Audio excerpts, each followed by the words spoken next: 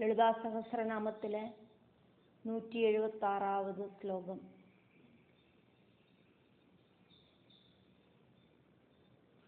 நிறைய நாமங்கள் இருக்கிற ஒரு ஸ்லோகமாக்கும் இந்த ஸ்லோகம்.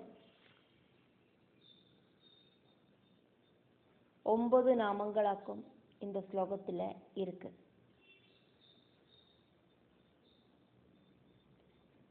எல்லா தீர்த்தங்கள் இன்க்ளூடாயிருக்கிற பூமியோடு രൂപമെടുത്ത അംബികை, ഹിമവൽ പുത്രിയായിട്ട് അവതരിച്ചവൾ അംബികை. இந்த உலக விஷயங்களை, சிருஷ்டி ஸ்திதி சம்ஹார விஷயங்களை நன்னா அழகா பண்ணுற அம்பிகை. காலத்துக்கு தகுந்த மாதிரி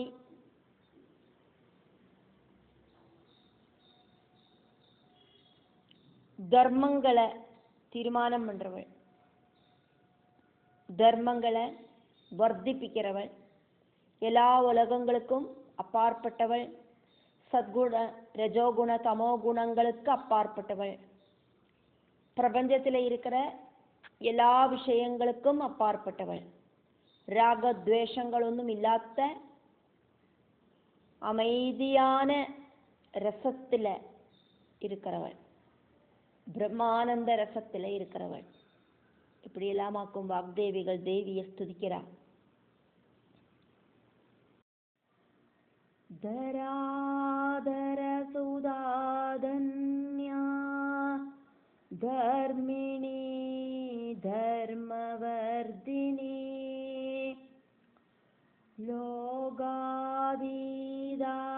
குணாதீதா சர்வாதீதா ஷமாத்மிகா.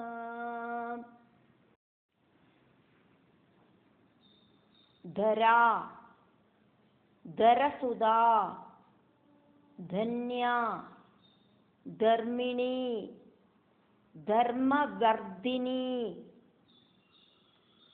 லோக அதீதா லோகாதீதா குண அதீதா குணாதீதா சர்வ அதீதா சர்வாதீதா ஷம் ஆத்மிகா ஷமாத்மிகா. இത്രയും നാമങ്ങളാക്കും ഇതിൽ ഉള്ളത്. 955வது നാമം ധരാ. ഭൂമിയോട് രൂപത്തെ ധരിച്ചവൾ.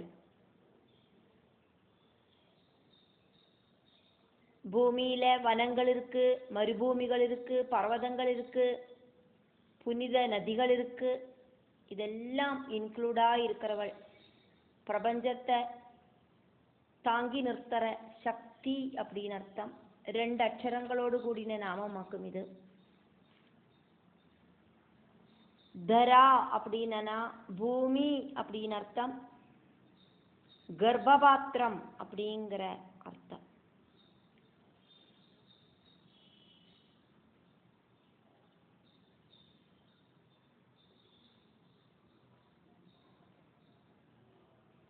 ഭഗവാൻ മഹാവിഷ്ണു കർദമ പ്രജാപതിയോടും ദേവഹൂതിയോടും പുത്രനായിട്ട് കപിലദേവനായിട്ട് അവതരിച്ചാർ அப்படின்னு ഭാഗവതത്തിൽ சொல்லப்படுறது.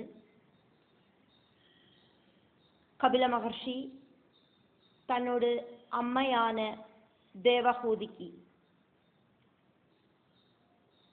சாங்கிய சாஸ்திரத்தை, அந்த பகவத் தத்துவத்தை சாங்கிய சாஸ்திரம் வழியா அம்மாவுக்கு புரிய வைக்கிறார். பிரகிருதி விஷயங்களை 1 2 3 4 5 இப்படின்னு எண்ணிக்கையோடு கூடிட்டு புரிய வச்சுட்டு, இந்த பிரகிருதி விஷயங்கள் ஒன்றும் பிரம்மம் இல்லை அப்படிங்கிறத எடுத்து சொல்றார். பிரகிருதியில இருக்கிற எல்லாம் அழியக்கூடியவையாக்கும் அப்படின்னும், அழியாததாயிட்டுள்ளது பிரகிருதிக்கு அப்பாற்பட்ட பரபிரமமாக்கும் அப்படின்னும் எடுத்து சொல்றார்.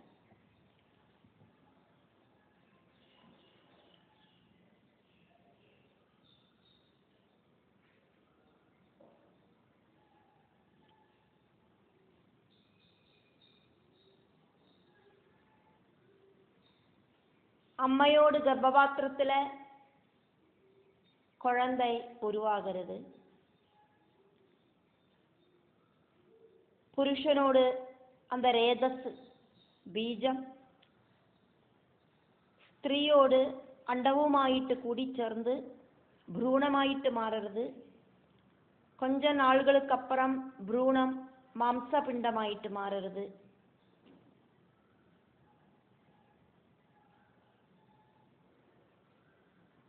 ഒരു മാസം കാലം എടുത്തിട്ട്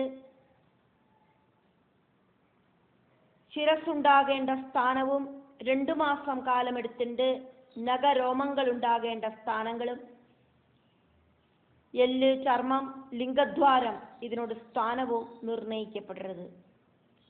4-ാം മാസത്തിലെ സപ്തധാതുക്കൾ, അതായത് മാംസം, രക്തം, മജ്ജ, ശുക്ലം, രസം, അസ്ഥി, மேதஸ் இப்படி இருக்கிற சப்ததாதுக்கள் உண்டாகிறது. 5-ஆம் மாசத்துல பசி, தாகம் இப்படி இருக்கிற விஷயங்களும் அந்த குழந்தைக்கு உண்டாகிறது. 6-ஆம் மாசத்துல ഗർഭസ്ഥ ശിശുവെ ஜராயுவால சுற்றப்படுறது சேஃப்டி ஆயிட்டு. அப்படி அந்த குழந்தை அம்மையோடு கர்ப்பபாத்திரத்தில் அசைய தொடங்கும். அம்மை சாப்பிட்ற உணவும்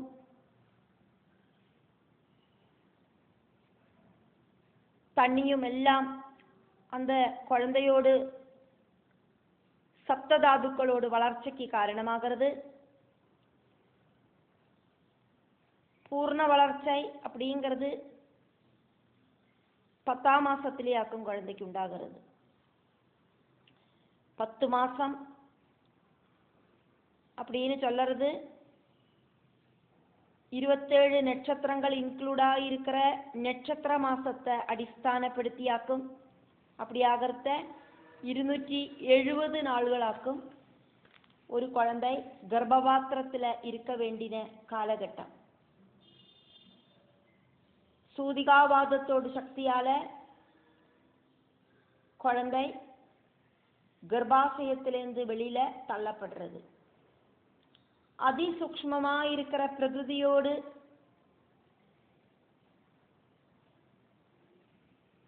இந்த மாதிரி இருக்கிற வேலைகளாலேயாக்கும் ஒரு குழந்தை ஜனிக்கிறது.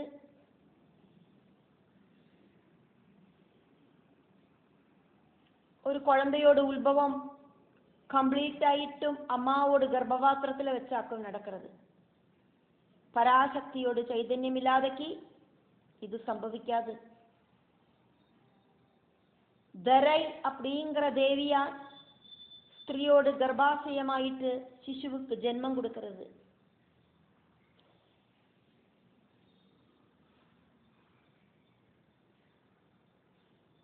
கர்ப்ப அவஸ்தையில ஸ்திரீகளுக்கு பும்சவனம், சீமந்தம் இப்படி இருக்கிற 2 சம்ஸ்கார கர்மங்கள் நடத்தணும் அப்படின்னு ஷோடச சம்ஸ்கார விதியில சொல்லப்படுறது. ஒரு குழந்தையோடு ஜென்மத்துக்கு பின்னால பிரபஞ்ச சக்தியோடு அதிசூக்ஷ்மமான இன்ஃப்ளூயன்ஸ் இருக்கு. தேவியோடு தரா அப்படிங்கிற நாமத்தில் இதனோட சூக்ஷ்மார்த்தம் இன்க்ளூடாக இருக்கு. ஒரு அம்மாவோடு கர்ப்பபாத்திரத்திலேருந்து குழந்தை எப்படி வருதோ அதே மாதிரி இந்த பிரபஞ்சத்தை தேவியோடு கர்ப்பபாத்திரத்திலேருந்து சிருஷ்டிச்சா. இந்த பிரபஞ்சத்தையே தேவி தன்னோடு கர்ப்பபாத்திரத்தில் தாங்கி வச்சுருக்கா. கல்ப அவசானத்தில் பிரபஞ்சத்தில் இருக்கிற சர்வ உயிரினங்களையும் சூக்ஷ்ம அவஸ்தையில் தேவி தன்னோட கர்ப்பபாத்திரத்தில் சூட்சிச்சு வைக்கிறா. அதுக்கப்புறம் கல்பம் ஆரம்பிக்கிறத தேவி எல்லா உயிரினங்களையும் சிருஷ்டிக்கிறா, எல்லா உயிரினங்களையும் பிரசவிக்கிறா. அதனால தேவிக்கு தரா அப்படின்னு வாக்தேவிகள் பேரு சொல்லி கூப்பிடுறான். 956வது நாமம் தரசுதா 4 அக்ஷரங்கள் இருக்கிற நாமம். பூமியை தாங்கி நிறுத்துற பர்வதத்தோடு புத்திரியான பார்வதி தேவி, ஹிமவல் புத்திரியா இருக்கிற ஹைமவதி அப்படின்னு அர்த்தம்.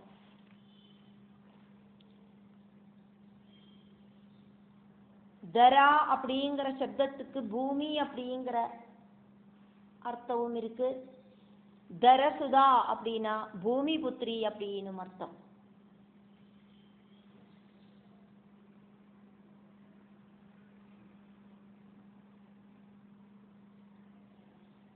ராமாயண இதிகாசம் அப்படிங்கிறது ஸ்ரீராமரோடும் பூமி புத்திரியான சீதாதேவியோடும் சரிதமாக்கும்.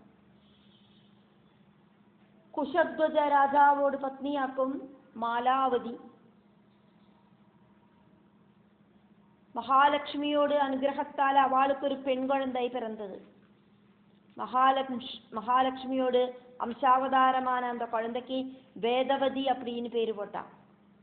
வேதவதி ரொம்ப ரொம்ப சின்ன பிராயத்திலேயே மகாவிஷ்ணுவை கணவராயிட்டு கிடைக்கணும் அப்படின்னு கடின தபசு செஞ்சா. தபசு செஞ்சுட்டு இருக்கிற கன்யகையா இருக்கிற வேதவதிய ராவணன் உபதிரவிக்கிறதுக்கு முயற்சி பண்ணினான். வேதவதியோடு சரீரத்தை தொட்டு அசுத்தமாக்கினதுல கோபம் வந்த வேதவதி ராவணனை ശപിച്ചാ. എന്നിട്ട് അഗ്നിയില പ്രവേശനം பண்ணி ராவணன் தொட்ட அந்த சரீரத்தை ഉപേക്ഷിച്ച. வேதவதியோடு சரீரத்தை உபேட்சிக்கிறதுக்கு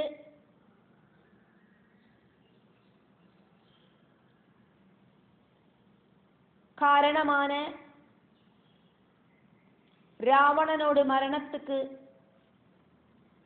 காரணக்காரியாயிட்டு நான் புனர்ஜனிப்பேன் அப்படின்னு ராவணனுக்கு முன்னெச்சரிக்கையை சொல்லிண்டாக்கும் வேதவதி அக்னி பிரவேசம் செஞ்சது.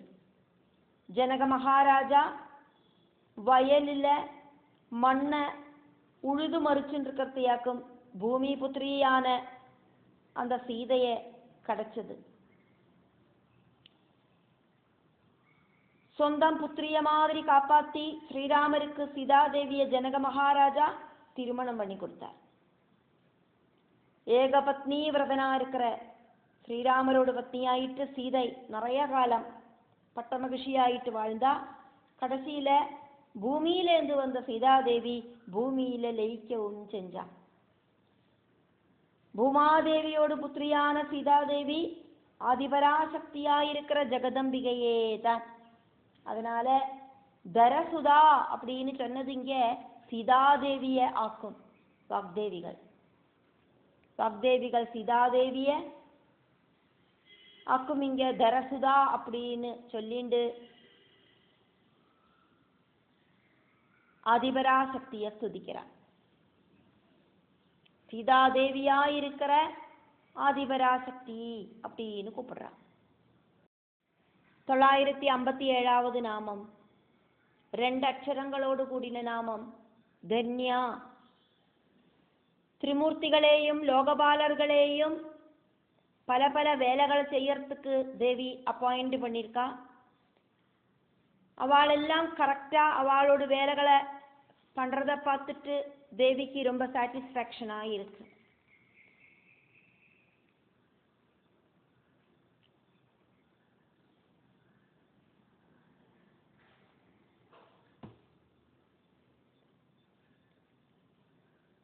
பக்தர்களுக்கு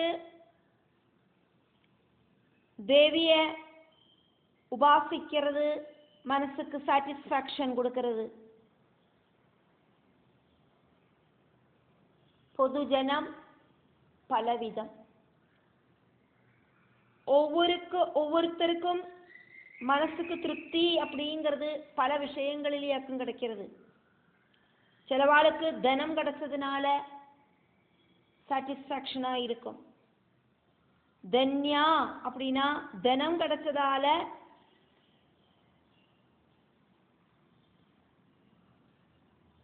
தன்யா. சந்தோஷிப்பிக்கிற ஒன்னாக்கும் இந்த தனம். അടുത്തവാളെ കുഷിപ്പെടുത്തുற ഒന്നാക്കും ധനം. பக்தர்களுக்கு எல்லாவித சம்பத்து ஐஸ்வர்யங்களையும் கொடுத்து தேவி குஷிப்படுத்துறா.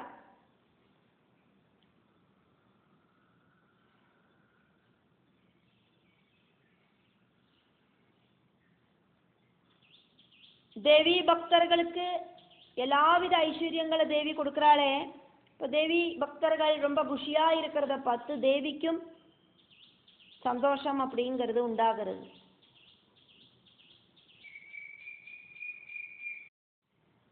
தொள்ளாயிரத்தி 58வது நாமம் தர்மிணி. காலத்துக்கு தகுந்த மாதிரி தர்மங்களை நிச்சயம் பண்றவள், தர்மசீலம் இருக்கிறவள் அம்பிகை.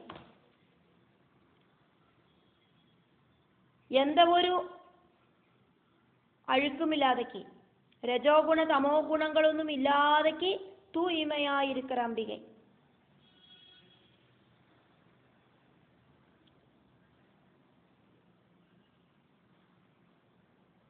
தர்மிணி அப்படின்னா அரேணுகம் அப்படின்னு அர்த்தம். பொடி இல்லாதது, தூய்மையானது. வாயு, ஆகாசம் இப்படி இருக்கிற அர்த்தம் எல்லாம் இந்த அரேணுகம் அப்படிங்கிற சப்தத்தால உண்டாகிறது.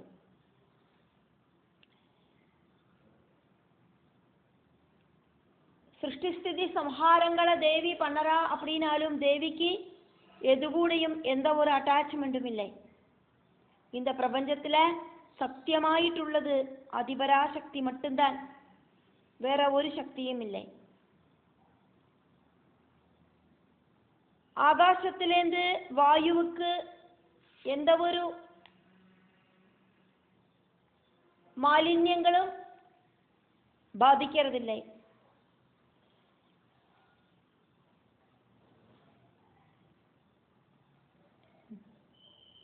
நிறைய அழுக்காயிருக்கிற ஸ்தலங்களிலெல்லாம் வாயு சஞ்சாரம் பண்ணினாலும் சர்வவியாபியாயிருக்கிற வாயுவை அசுத்தப்படுத்துறதுக்கு இந்த அசுத்தியாயிருக்கிற பொருள்களுக்கு ஒன்றும் சாத்தியமாகாது. ஆகாசம் அதாவது அந்தரீட்சம், ஸ்பேஸ், அதுல பல பல பதார்த்தங்களும் இருக்கு அப்படின்னாலும் அதொன்னும் ஆகாசத்தை அழுக்கு பண்றதில்லை. தர்மிணி அப்படிங்கிற சப்தத்துக்கு தர்மசீலம் இருக்கிறவள் அப்படின்னு அர்த்தம். பல அர்த்தங்கள் உண்டு ஒவ்வொரு பதத்துக்கும். தேவியோடு எல்லா பிரவൃத்திகளும் தர்மத்துக்கு தகுந்த மாதிரியாக்கும். அதர்மமான பிரவൃத்திகளே உண்டாகாது. தர்மத்தை நிலநிப்பாட்டுறதாக்கும் தேவியோடு லட்சியம். எப்பெல்லாம் அதர்மம் எங்கெல்லாம் உண்டாகிறதோ அங்கெல்லாம் தேவி பல பல அவதாரங்கள் எடுத்து அந்த அதர்மங்களை ஒழிப்பள்.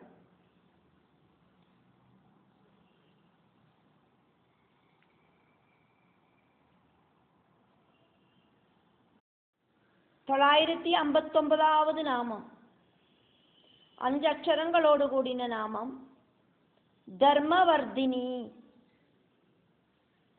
தேச காலத்துக்கு தகுந்த மாதிரி தர்மங்களை வர்த்திப்பிக்கிறவள். இந்த உலகத்தை நிலநிப்பாட்டுறதுக்கான தர்மம். பிரபஞ்சத்துல ஓரோ பதார்த்தமும் അതിനോടதான தர்மத்தை செய்யலை அப்படின்னா பிரபஞ்சம் நிலநிற்காது. എല്ലാരും സ്വധർമാനുഷ്ഠാനം അനുഷ്ഠിക്കണം. പ്രകൃതിയോട് ധർമ്മത്തെ കറക്റ്റാ ചെയ്യறதுனாலயாக்கும் இந்த உலகம் நிலநிற்கிறது.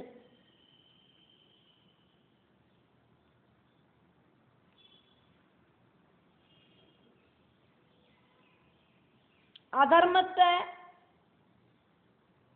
ஒழிக்கவும் செய்றா தேவி. அதனாலயாக்கும் தேவிய தர்மவர்தினி அப்படின்னு வாக்தேவிகள் ஸ்துதிக்கிறா.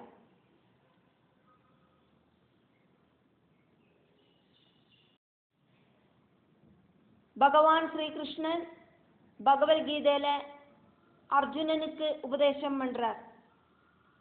3வது அத்தியாயத்துல, அதானது கர்மயோகத்துல 35வது ஸ்லோகம்.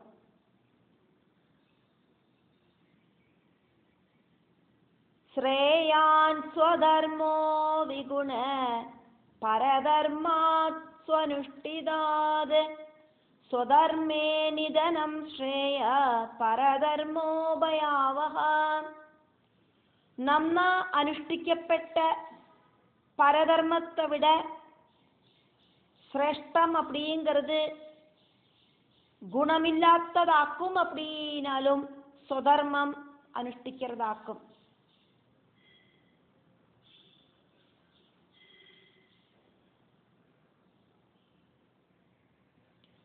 சுதர்ம அனுஷ்டானத்துல உண்டாகிற மரணம் கூடியும் ஸ்ரேயஸ கொடுக்கக்கூடியதாக்கும், மோட்சத்தை கொடுக்கக்கூடியதாக்கும். பரதர்மம்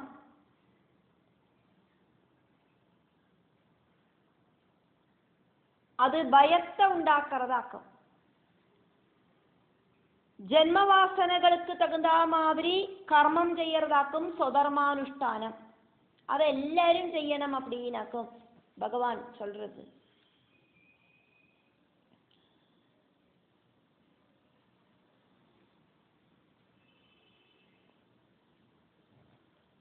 சுதர்மானுஷ்டானம் செய்யறதுக்கு எல்லாரையும் பிரேரணப்படுத்துறவளாக்கும் தேவி. அதனாலேயாக்கும் தேவிய தர்மவர்தினி அப்படின்னு வாக்தேவிகள் துதிக்கிறார். 960வது நாமம் லோகாதீதா. இந்த உலகங்களுக்கெல்லாம் அப்பாற்பட்டவள், பிரபஞ்சத்துக்கு அப்பாற்பட்டவள், எல்லா உயிரினங்களுக்கும் அப்பாற்பட்டவள். 4 அக்ஷரங்களோடு கூடின நாமமாக்கும் இது.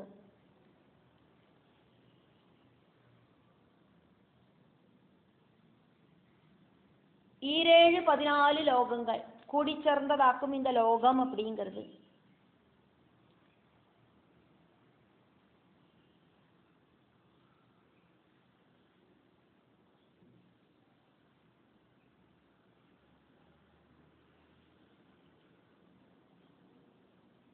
பிரபஞ்சத்தோடு டாப் மோஸ்ட்ல இருக்கிறதாக்கும் சத்தியலோகம்.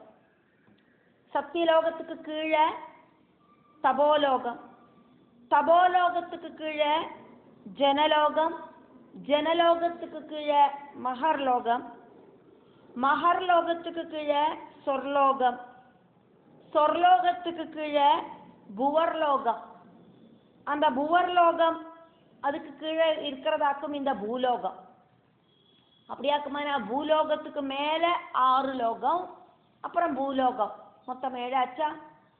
அதுக்கப்புறமா பூமிக்கு கீழே அதலம், அதுக்கு கீழே விதலம், அதுக்கு கீழே சுதலம், அதுக்கு கீழே தலாதலம், அதுக்கு கீழே மகாதலம், அதுக்கு கீழே ரசாதலம், அதுக்கு கீழே பாதாளம். இப்படியாக பூமி, பூமிக்கு மேல 6 லோகங்கள், பூமிக்கு கீழே 7 பாதாள லோகங்கள். இப்படியாக மொத்தம் 14 லோகங்கள்.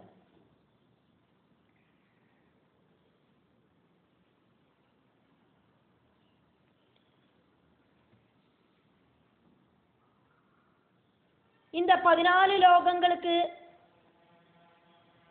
மேலே ஆயிட்டு, அதாவது பிரபஞ்சத்துக்கு மேலே ஆயிட்டு வர லோகமாக்கும் துருவலோகம், வைகுண்டலோகம், பிரம்மலோகம் இப்படின்னு எல்லாம் உள்ளது.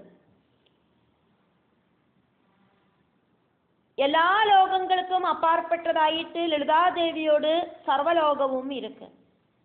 லோகங்களுக்கெல்லாம் அப்பாற்பட்ட சர்வேஸ்வரியா இருக்கிற தேவி எல்லா லோகங்களுக்கும் அப்பாற்பட்டதாயிட்டு இருக்கா. அதனால லோகாதீதா அப்படின்னு தேவிய வாக்தேவிகள் ஸ்துதிக்கிறார். பரபிரம்மேதான் பராசக்தி, பரபிரம்மத்தோடு சக்தி ஸ்வரூபம் பரபிரம்ம பட்டமகிஷி. இந்த பிரபஞ்சத்தை சிருஷ்டிச்சது தேவியாக்கும். அப்ப பிரபஞ்சத்துக்கு அப்பாற்பட்டவளாக்கும் தேவி. 961வது நாமம் குணாதீதா. சத்குணம், ரஜோகுணம், தமோகுணம் இப்படி எல்லாம் இருக்கிற குணங்களுக்கு அப்பாற்பட்டவள். இந்த குணங்கள் எல்லாம் உண்டாக்கினதே தேவியாக்கும். அதனால குணங்களுக்கு அப்பாற்பட்ட தேவி அப்படின்னு அர்த்தம். வாக்தேவிகள் தேவிய குணாதீதா அப்படின்னு துதிக்கிறா. 4 அக்ஷரங்களோடு கூடின நாமம்.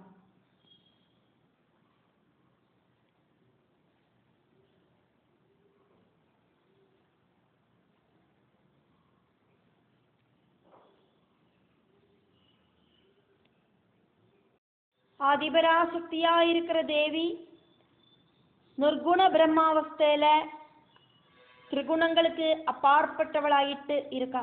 அதனால தேவிய குணாதீதா அப்படின்னு வாக்தேவிகள் துதிக்கிறார். 4 அக்ஷரங்களோடு கூடின நாமமாக்கும் இது. 962வது நாமம். 4 அக்ஷரங்களோடு கூடின நாமம் சர்வாதீதா. சர்வ வஸ்துக்களுக்கும் அப்பாற்பட்டவள். இந்த பிரகிருதியில இருக்கிற சர்வதும் சிருஷ்டிச்சது தேவியாக்கும். எல்லாத்துக்கும் அப்பாற்பட்டவளாக்கும் அம்பிகை. 963வது நாமம் ஷமாத்மிகா. ஷம் அப்படிங்கிறது மங்களம். மங்கள ஸ்வரூபிணியாயிருக்கிற தேவி. பிரபஞ்ச விஷயங்கள் கிட்ட அட்டாச்மெண்ட் இல்லாத அம்பிகை. எப்பவும் சாந்தமாயிட்டு இருக்கிற ஆனந்த பாவத்தில் இருக்கிற அம்பிகை. அதனால தேவிய ஷமாத்மிகா அப்படின்னு வாக்தேவிகள் துதிக்கிறா.